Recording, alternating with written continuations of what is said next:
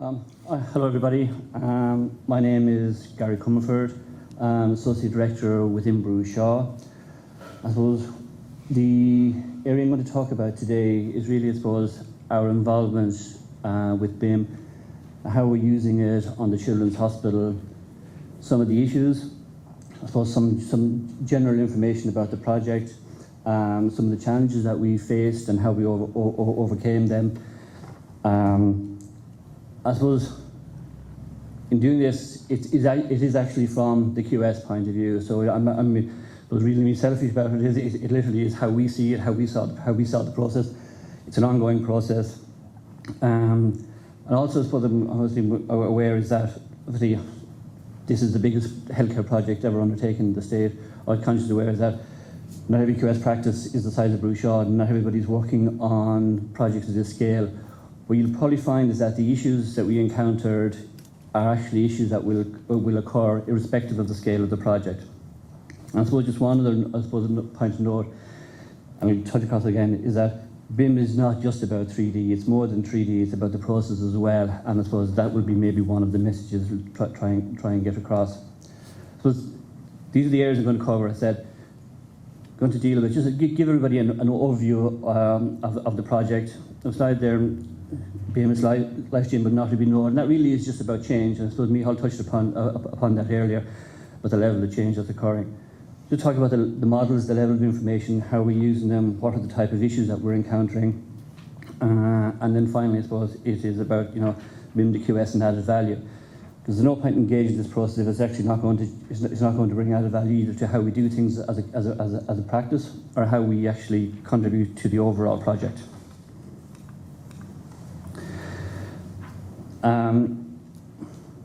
So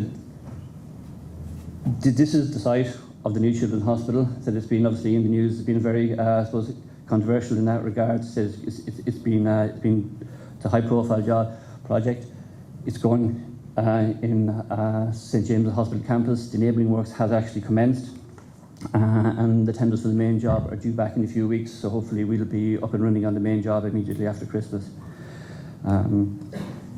These are just some of the images. Just the images off the Rialto entrance, off the Rialto bridge. You see, it's a large-scale project. Hopefully, it'll be perceived very well. It's really going to be a high-quality project, high-quality design.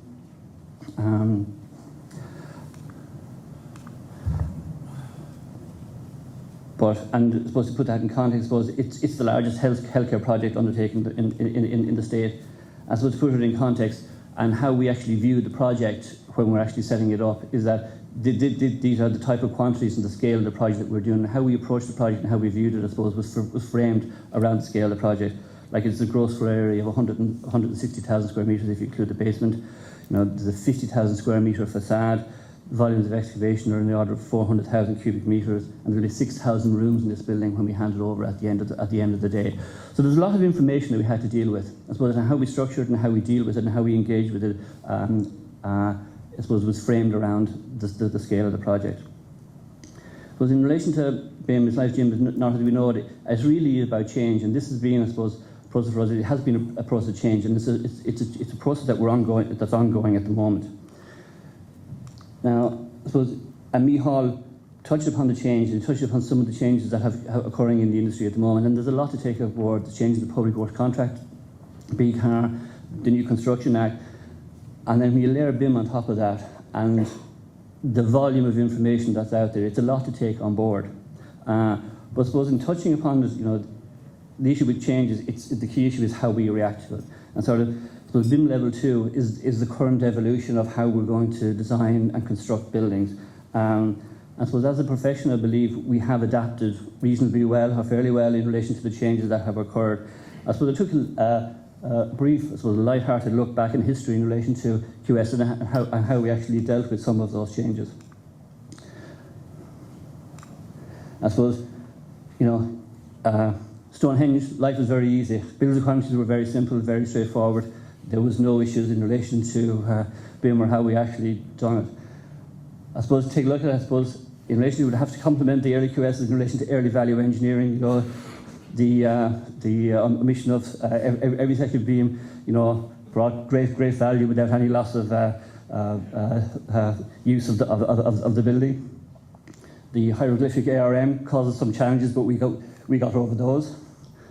And then if you look again through history, it said technology has changed the use, the instruments that have been available to us have used, and we've adapted. Up until current, that's my workstation. That is, I suppose, a modern workstation. It's not always as clean as that. I made the effort. But I suppose that really is, I suppose, is just an understanding is that there always will be change. Like even as we speak now at the moment, in the UK they're looking at BIM level 3. Obviously we're a long way from that, and they're probably further away from it than they realise in the UK as well.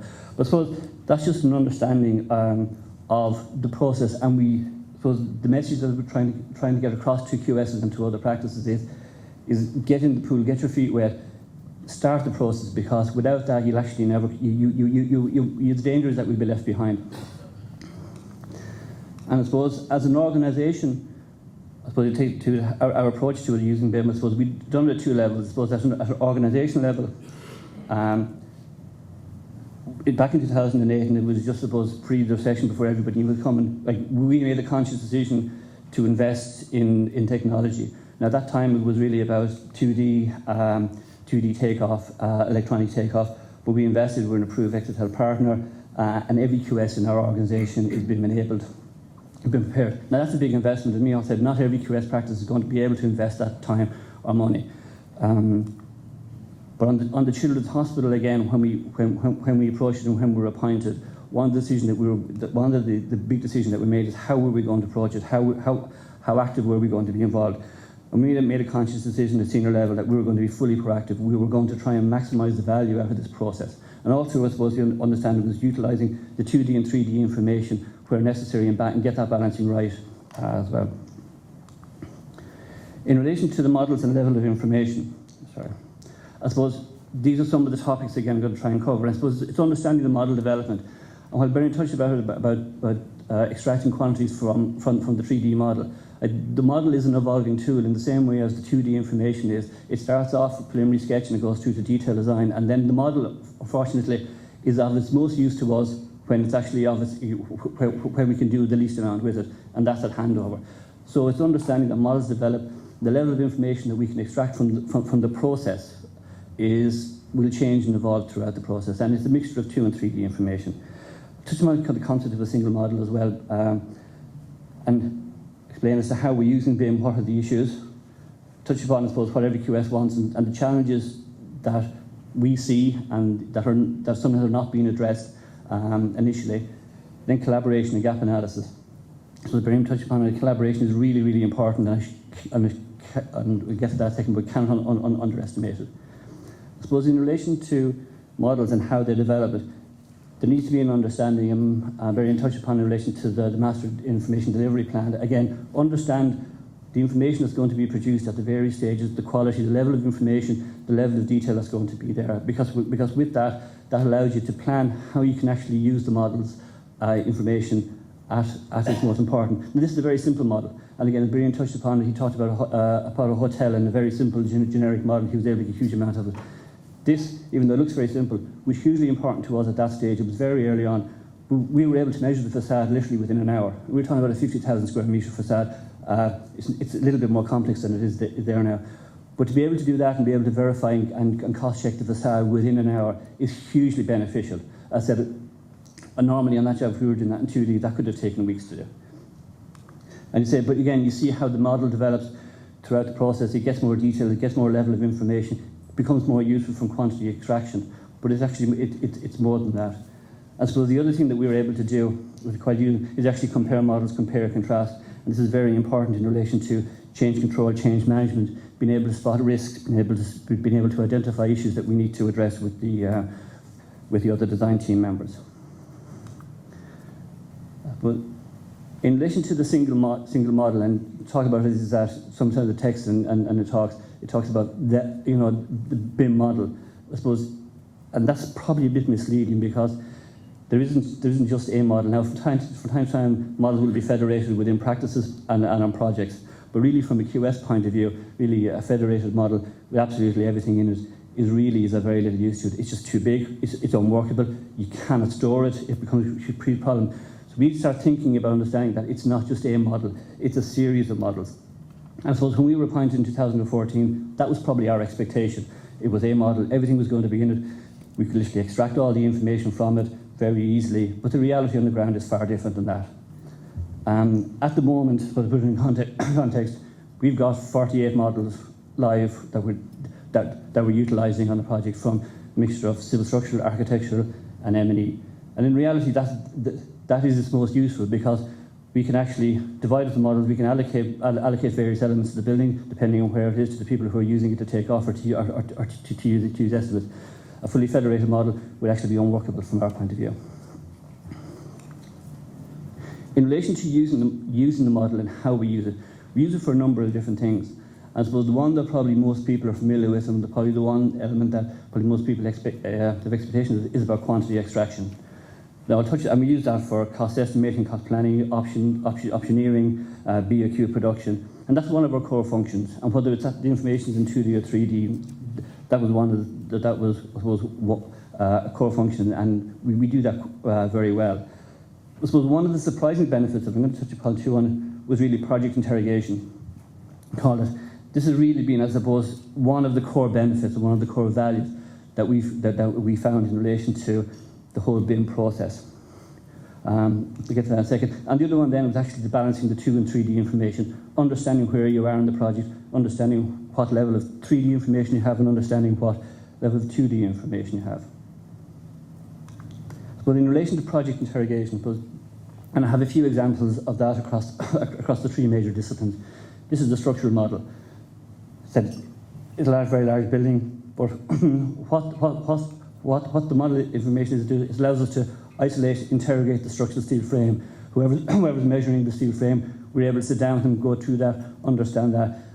That level of complexity would be very difficult to understand, very complex, very difficult to try and measure accurately and quickly in 2D form. That's not impossible, we've been doing it up until now. But to have this level of interrogation, be able to actually go in and actually understand it, has really been a game changer for us. Again, if you look at the facade, in 2D, it's fine, it's what we've been measuring off up until date. But to be able to have that and layer it onto 3D information makes the whole facade, the whole measuring, the whole understanding of it far greater. Again, if you look at the M&E, that's a combined M&E model for the war blocks that sits up at level 5, 6 and 7. It looks very busy, but we can isolate the mechanical, we can isolate the ductwork. Again, that level of interrogation, that level of understanding that we can bring to it, that 3D information, has really changed how we measure, how we actually, I suppose, engage with ourselves and QSs, but also with the other design team members as well. And it really has been critical in for us improving the level of quality and the level of service that we can provide. The other more important thing I touched upon was balancing 2D and 3D information. And I suppose when we talk about the model, we have an expectation that BIM, we talk about everything is in 3D. And while there is a model there and everything in it is in 3D. But throughout the process, it relies on the support with 2D information. And I suppose one of the important things is to try and understand is where that balance is at any particular stage. What level of design are you operating to? What are the implications of that in relation to the level of 2D information that is going to support the model? This is a typical example, I suppose, of skirting. Skirtings are not always modelled. We have great debates with architects around why they're not modelled. Sometimes they're not. And I suppose there's details of 2D information that's linked to the model. Again, door schedules. Sometimes doors will appear within the model, so you'll know there's a door there. Sometimes you'll know what type of door it is. But often you actually have to refer back to the schedule. And it's understanding that, because really, without this level of understanding, we will get, you can't really plan your workload, you can't really plan the level of engagement that you really need to, and you can't really rely on the information being in there. And again, going back to what Barry mentioned earlier on, all this is set out in the master information delivery plan. What's going to be done and when it's going to be done is set out. That's at the start of the project. So it's very important that as QSs, we engage on day one, that we sit down with the design team, that we set out our requirements, we understand their requirements, what they're going to do, when they're going to do it, how they're going to give us the information, that our voice is actually at that table, because otherwise what we will get to the end of the process and we'll say, it's not good enough, and they'll say, tough.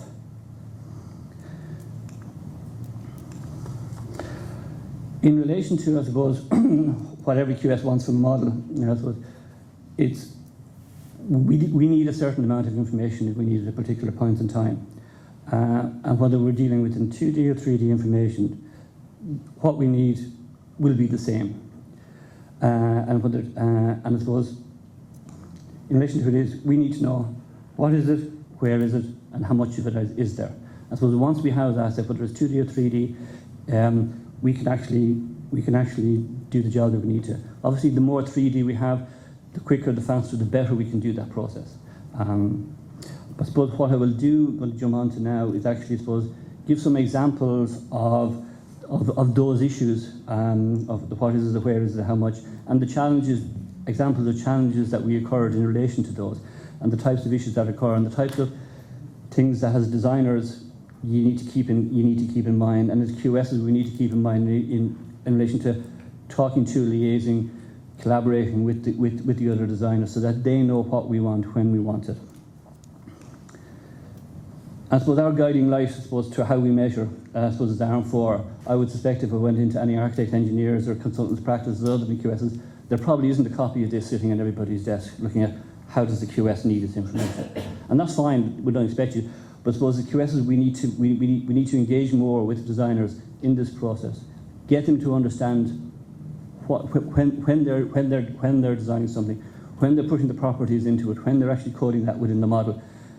How are we going to extract the information? Because it is important that they become part of the process from our side, that it's not the designers and the QS. Is that we all produce information for tender, we all produce information for construction. It's one set of information, and it's not about the design and the bill of quantities. I suppose in relation to what is it? I suppose I'll give you an example of generic models. Now, bear in touch on the hotel that looks like a generic model. They can be really useful at the right time in the right place. But if generic models are used too late in the process, they cause us a problem. This is an example where a generic model we used. There were 617 architecturally. It looked perfectly. It was coping around an upstanding building. Architecturally, it looked perfectly fine.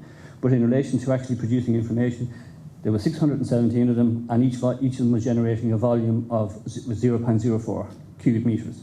So the information, so the volume we couldn't extract that information. It was coming out in cubic meters rather than square meters. It was a generic model. We weren't actually quite sure what it was. Now what we did is we took a screenshot, sent it back to the architect, said we have a problem, can you change this? And they did. And I suppose this would be the process that we actually went through, all the way through. Engage, identify the problem, explain to the designer what the problem is, why it isn't. Because an awful lot of the time, I suppose, and we see it presented project, is that there's somebody working away, producing great information from a design point of view, in the same way as they've always done it. It looks right, architecturally, and they're not used to us challenging, because in a 2D drawing, if it looks right, it looks right. We deal with it, we convert it into estimates or bills of quantities. But now we need more, and we need to get the designers who are in the room to actually start thinking about it, is how will the QS get this out, get it into the bill of quantities, get it into the tender. This is again of what is it. And this is again about properties being reassigned. One of the things we notice again, somebody will take some information. This was one version of the model where we had isolated the windows, we'd measured them, they went into our estimate as windows. In the next model, they changed. Somebody had reassigned louvers as windows.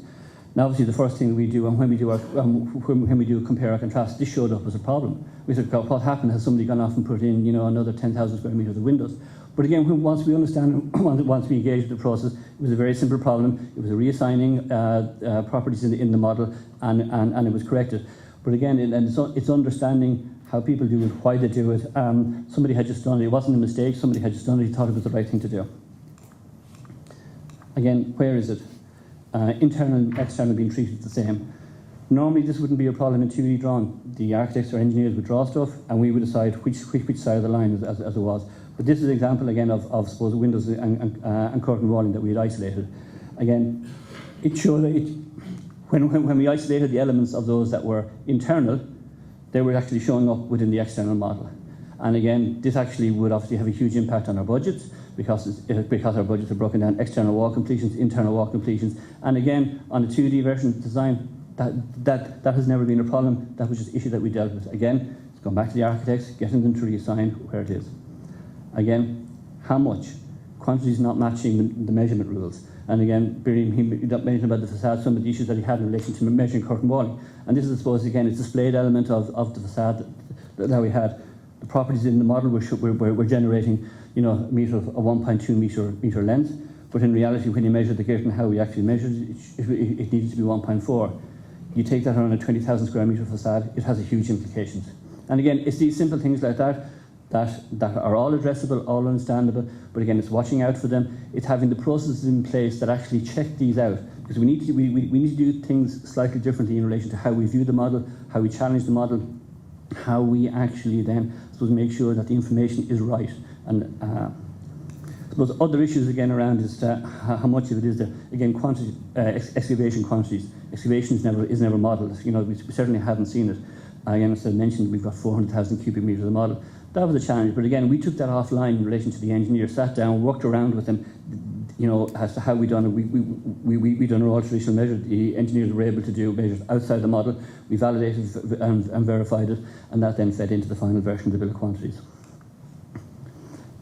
Again, linking of 2 and 3D information. Again, as one has said, that we talk about the model, we assume it's 3D information. But underlying it and supporting this information is there's a substantial amount of 2D information that sits outside the model, that if you were to go into the architect's practices, you will see links to various other files, various other folders that they use. Now, in relation to that, we need to understand the quantity, the volume of that information, how is it sitting, how is it being transferred. So when we get the model, we get the relevant 2D information that's supporting it. Because it's very important. Because one of the things, I suppose, when we use Costex, so when we get a model, we get it in DWFX format. When that model is transferred over, any links that would have been there would have been gone. We don't get the 2D information. So it's understanding where we are, what is the level of information. That's particularly important in relation to, I suppose, when you get to tender stage as well. I suppose one of the things I suppose we also need to talk about again, because I suppose up until now we're probably talking about doing design, getting it to tender, getting it out there. But then what happens at tender stage? And there's some issues going to occur. What happens at contract award? Even before that, what happens at tender stage? Is the model issued as a tender document? What's the status? Is it for information? Is it going to be a contract? Who takes ownership at contract award? Particularly on employer design, it's less of an issue on design and build because the contractor takes it from there. But on an employer design, who takes ownership of the model? Is it transferred to the contractor to go from level 300 to 400 to 500? How is the supply chain integrated into that process? How is change management from an applier point of view dealt with if the contractor has taken ownership of the model? And these are other issues which need to be understood and fleshed out. The next topic I was going to talk about is gap analysis. I suppose this has been a very important, I suppose, innovation that we brought into the project. Again, given the talk here, is that as QSs you cannot have blind faith in the model. Like again, it's people doing it and designing. They're doing their best. They're doing it as they see it from their point of view. But again, there will be errors in the model. There will be information and quantities that are coming out not in the format that we wanted. Again, you have to put processes in place to be able to verify and check those. Go back to your designers, challenge them on issues when issues arise, get them to understand why it's a problem for us. And sitting behind that is about, I suppose, is gap analysis, and this is one of the things, I suppose, which was I suppose unusual, and what we felt is necessary in relation to, on the Children's Hospital, given the scale of what we're involved in, given the importance of the project as well, but given the scale of and the level of information. In relation to the preparation of estimates, and ultimately the preparation of the bill of quantities, we created this process of gap analysis that we would sit down with the designers, each of them in turn, go through their design. We would have our Costex open, we would have our bill of quantities live, and we'd say, this is what we're doing here, this is what we've measured, is our understanding correct? Where are the gaps in your design? How do we fill those gaps? And create a scheduled gap analysis and create a closeout of those gaps then. And then the next time around then, have we addressed them? Have you actually picked up? Have you modified your design? Have you changed the design? And these are processes maybe that the QSs we're probably not used to. around the use of bill of quantities, getting the final tender, working them through, creating the bill of quantities and sending it out. We can't do that. We need to think about how we do things slightly differently. And again, I suppose, again, the important estimate review. And again, prior to the completion of the bill of quantities and prior to the issue of the tender documents, one by one, we brought in the civil structural, we sat with them in our room, we had them all around the table, we had their cost takes up on the big screen, and we went through every single line item in the bill of quantities. Done the same with the architects, done the same with the M&E engineers. And it's this level of collaboration, it's this level of change in how we actually doing things we feel is necessary in relation to it. So we just need to think as QS, we need to think about how we do it and how we change it. And leading on from that, I suppose, again, it's a requirement of collaboration. We need to be part of the team, and we need to be viewed as being part of the team as well. And whether that means shoving ourselves in or getting ourselves in, we need to get, as designers, you need to think differently about how, when we get involved in the process. We need to be involved from day one, and we need to be seen as being part of the team, as part of the collaboration. I said, we mentioned as well, as a team we need to understand how everybody does things. But I suppose more importantly now as designers, you need to think slightly differently about how we do things, why we do things, understand how we use your information. So when something was drawn in 2D, we took it, we made it fit into our bill of quantities. Now we're relying on information within the model to be able to extract that and quantify. We can't be modifying your model, we can't be changing. We really need to make sure that it works for us and for the design team. And that we need to bring the design team into the bill of quantities process. Design team now need to take far more ownership of what's in the bill of quantities, because ultimately the bill of quantities is just a representation of the design. It's not a document that we produce in isolation. Everything that's there is purely just the design in a different format to allow contractors to price it. And architects, engineers and M&E engineers need to engage with that process and need to understand that it's the design team's document, it's not just the QS's. And I said, you know, as QS's, we need to be seen to contribute. We need to be seen to be part of the process and contributing. If we're not, if we're just being passive observers, we'll get to the end of the process is that the design will be what it is and we'll have to make it work, and architects and engineers will just tell us that's what it is, we're not changing it. Because I suppose one of the other things is that we will just be viewed as being magpies, we were just dipping into the model, taking all the shiny information out of it and running off with it. And that's no good for anybody. That doesn't do us any good, it doesn't do the project any good. And I suppose finally, BIM the QS and added value. And I suppose once I suppose within Bruchon, I suppose within the project as well. For us, this process has got to be about adding value. How we add value within Bruchon, we believe it has. We believe it's been a very positive process to date. It's an ongoing process. I think it has allowed us to be far more, I suppose, productive in how we do things. It's allowed us to do things differently, and it's allowed us to do things better. I suppose to offer other services as well. I suppose, and areas we see in relation to the project. I suppose in budget preparation, we feel that there's far more level of accuracy. We can produce them quicker. We can produce them better. Option analysis has been really good, particularly in relation to the facade. You know, our facade is 50,000 square meters. Trying to do option analysis in that complex facade without 3D information would be very challenging. It wouldn't be impossible, it would be very challenging. But we'd be far more engaging with the designer. We'd say, if you change that, click that, change that curtain walling to a different type, change that stone type. And we can do it sometimes if we want to, we could actually do it in real time in our office. So it's been really engaging. Risk identification, I suppose, and change management to other areas. We can compare and contrast models. We can see where the big changes are. We can see where area has increased. We can see where things have been added or things have been omitted. And we've been able to highlight them and capture those very quickly. The introduction of gap analysis has means that there's far less gaps, there's far less issues unresolved at tender stage and at contract stage. And finally, then I suppose we feel that in overall quality of the product, the overall quality of the service that we have has definitely improved. And that's it. And thank you for your time.